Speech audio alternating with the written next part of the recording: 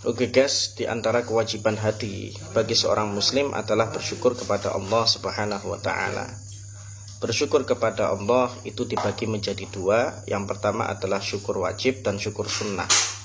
Apa itu syukur wajib dan apa itu syukur sunnah? Yang pertama syukur wajib, yaitu apabila kita mendapatkan sebuah kenikmatan dari Allah, kita itu tidak menggunakannya untuk bermaksiat kepada Allah Subhanahu wa taala.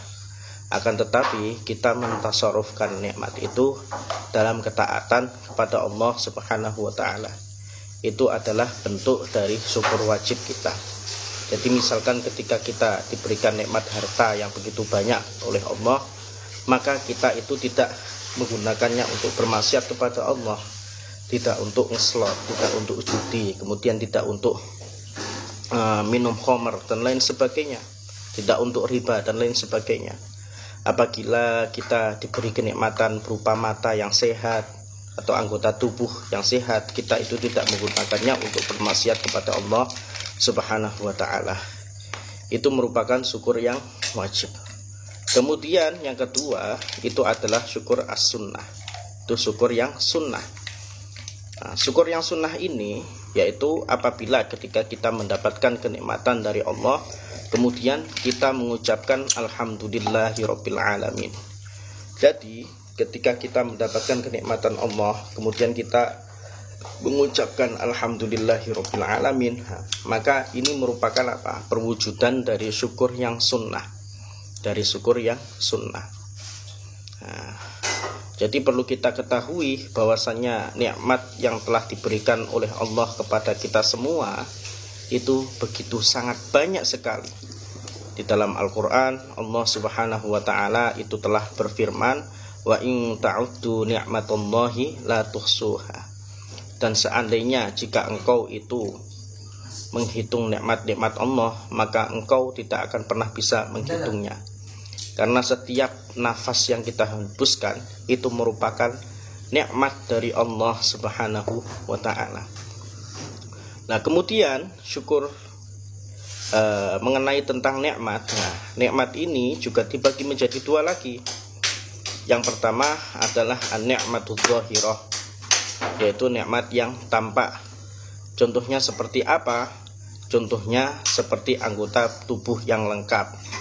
Nah, anggota tubuh yang lengkap, kemudian mata yang bisa melihat, tangan yang bisa digerakkan yang sempurna, kemudian telinga yang bisa mendengar dan lain sebagainya. Ini merupakan nikmat yang tampak. Nah, kemudian yang kedua adalah an-ni'matul batinah. An-ni'matul batinah yaitu nikmat yang tidak tampak. Contohnya seperti iman yang benar kepada Allah Subhanahu wa ta'ala, yang mana ini merupakan nikmat yang paling agung. Kenapa dikatakan nikmat yang paling agung?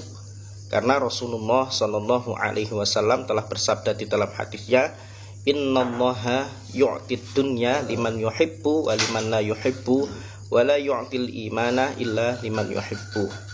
Jadi sesungguhnya Allah itu memberi dunia beserta isinya, yaitu berupa harta dan lain sebagainya, itu kepada orang yang dicintainya dan kepada orang yang tidak dicintainya.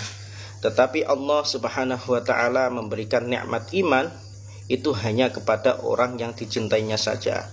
Maka dari itu an-ni'matul batinah yang berupa iman yang benar ini merupakan nikmat yang paling agung, karena Allah memberikannya hanya kepada hamba yang dicintainya saja.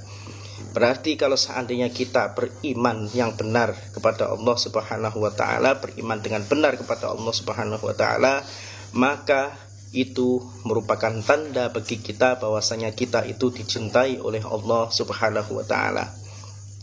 Lalu bagaimana iman yang benar itu? Iman yang benar itu adalah iman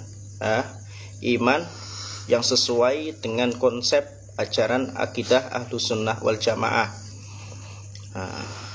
Bagaimana konsep akidah Ahlus Sunnah wal Jamaah? Konsep ajaran akidah Ahlus Sunnah wal Jamaah itu meyakini bahwasanya Allah Subhanahu wa ta'ala itu adanya Allah itu tidaklah serupa dengan makhluknya.